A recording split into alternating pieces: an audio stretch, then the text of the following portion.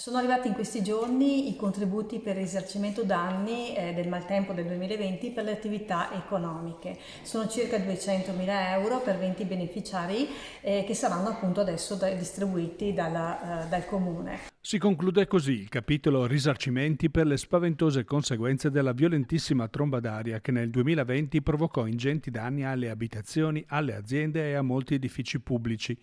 Il capo dipartimento della Protezione Civile, che ha nominato Luca Zaia, presidente della Regione Veneto, quale commissario delegato per la realizzazione degli interventi per superare l'emergenza, ha approvato gli importi massimi e minimi concedibili per assegnare ai nuclei familiari e alle società colpite.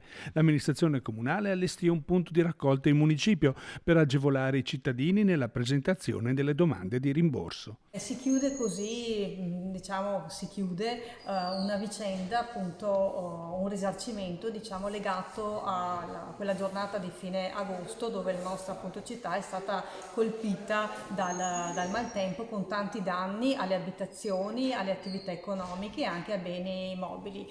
In totale diciamo che quindi sono arrivati per la nostra città circa 700.000 euro per 200 beneficiari. Non copriranno tutti i danni che sono stati naturalmente subiti, ma rappresentano comunque un sollievo per la nostra città.